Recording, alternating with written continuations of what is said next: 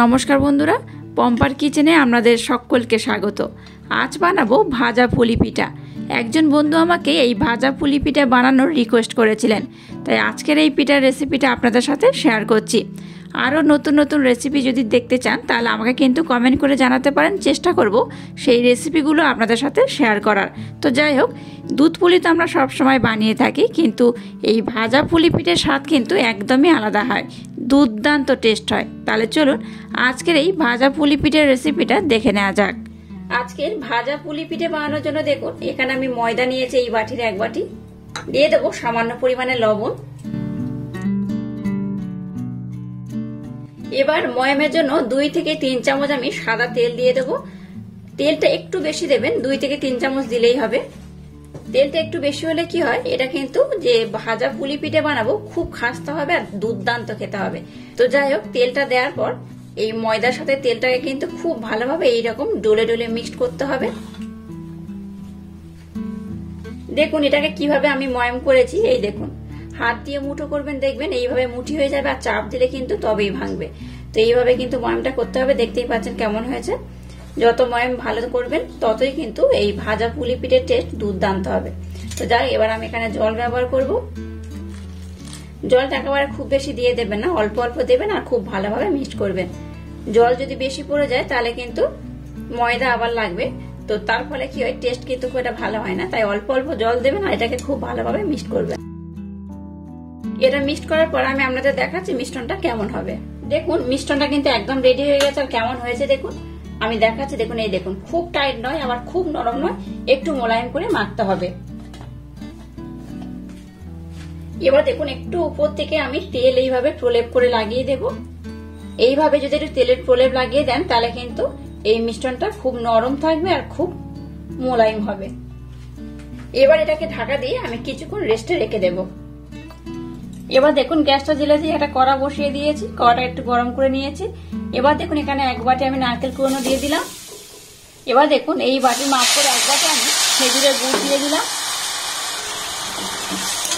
খেজুরের গুড় দিয়ে নারকেল কুড়নোটাকে কিন্তু খুব ভালোভাবে এইভাবে নাড়াচাড়া করে একটু মিক্সড করে নিতে হবে।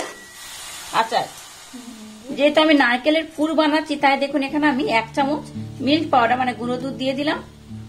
এই গুঁড়ো দুধটা দিলে কিন্তু এই যে পুরটা বানাবো এটা কিন্তু টেস্ট দুর্দান্ত হয়। আপনারা চাইলে এই গুড়ের পরিবর্তে চিনিও ব্যবহার করতে পারেন, যেহেতু এখন শীতকাল আর এই গুড়ের সময়, তার কিন্তু গুড় দিয়ে পুরটা বানালে বেশি টেস্ট লাগে। আর এই শীতের সময় যে কোনো পিঠের সাথে গুড় কিন্তু ভীষণ ভালো লাগে। গ্যাসের ফ্লেমটাকে লো টু মিডিয়াম রেখে এবার এটাকে কন্টিনিউ নাড়তে নাড়তে একটু কিন্তু ঘন করে নিতে হবে। পুরটাকে দেখুন কন্টিনিউ নাড়তে নাড়তে কিন্তু অনেকটা মাখো মাখো হয়ে গেছে, দেখতেই পাচ্ছেন।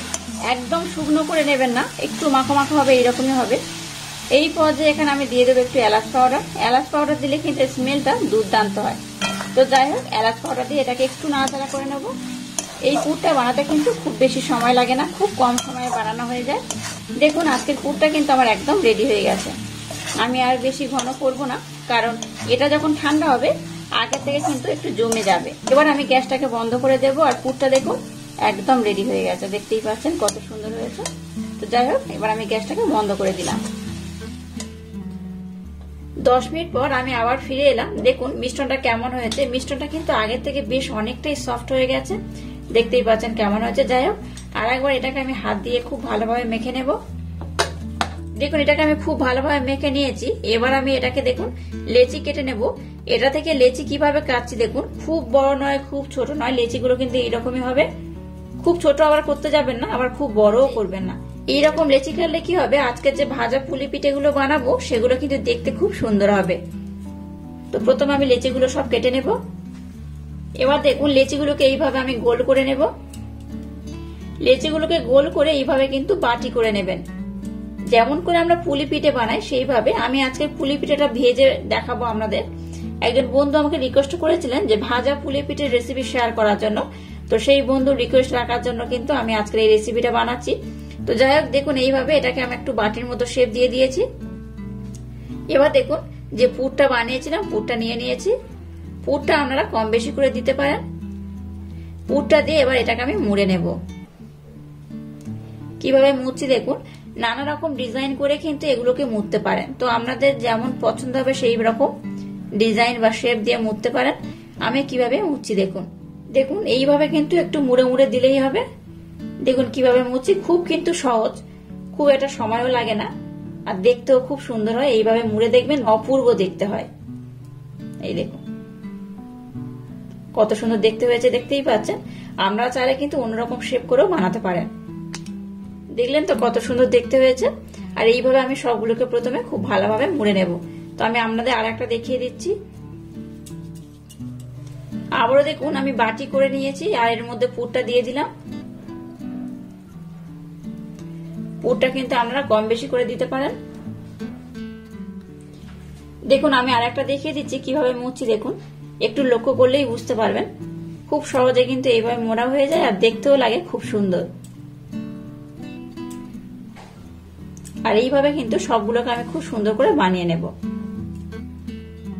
দেখুন সবগুলোকে আমি কত সুন্দর করে বানিয়ে নিয়েছি, আর কত সুন্দর দেখতে হয়েছে। দেখুন দেখুন এইরকম কিন্তু দেখতে হয়েছে। এটা দেখতে খুব সুন্দর, এটা দেখতে যেমন সুন্দর খেতেও কিন্তু তেমনই দুর্দান্ত হয়। চলুন এবার নেক্সট স্টেপ শুরু করা যাক। এবার দেখুন গ্যাসটাকে জেলে দিয়ে একটা কড়া বসিয়ে কড়ার মধ্যে আমি তেল দিয়ে দিয়েছি, আর দেখুন তেলটাকে আমি মিডিয়াম গরম করে নিয়েছি। এবার যেগুলো পিঠের শেপ দিয়েছি সেগুলো তেলের মধ্যে দিয়ে দেব। তেলটাকে কিন্তু খুব বেশি গরম করবেন না, আবার মিডিয়ামের থেকেও একটু বেশি গরম করবেন, ওই পর্যায়ে কিন্তু এগুলো দিতে হবে। আর তেলটা কিন্তু ঠান্ডা থাকলেও হবে না, এইরকমই করতে হবে। সবগুলোকে আমি তেলের মধ্যে দিয়ে দিয়েছি। এবার এগুলোকে আমি খুব ভালোভাবে ভেজে নেব।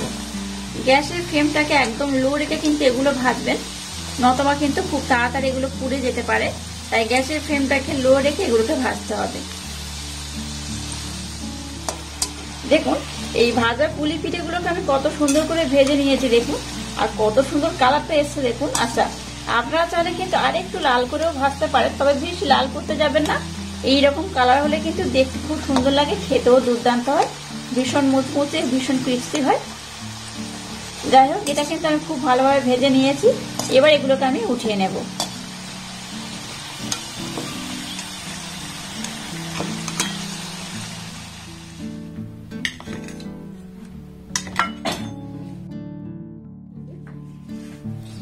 দেখুন ভাজা পুলি পিঠেগুলো কিন্তু একদম রেডি হয়ে গেছে, আর কতটা মুচমুচে, কতটা খাস্তা হয়েছে। দেখুন আওয়াজটা শুনেই বুঝতে পারছেন কতটা মুচমুচে, কতটা খাস্তা হয়েছে। আর এটা দেখতে যেমন লোভনীয়, খেতে কিন্তু অপূর্ব, অসাধারণ। বাচ্চা থেকে বড় সবাই কিন্তু ভীষণই পছন্দ করবে। আর আজকের এই ভাজা পুলি পিঠের রেসিপি যদি আপনাদের ভালো লাগে তাহলে চ্যানেলটাকে লাইক, শেয়ার, কমেন্ট এবং সাবস্ক্রাইব করবেন, আর পাশে থাকা বেল আইকনটা প্রেস করে দেবেন। তাহলে টাটা, আবার দেখা হচ্ছে নতুন কোনো রেসিপি নিয়ে।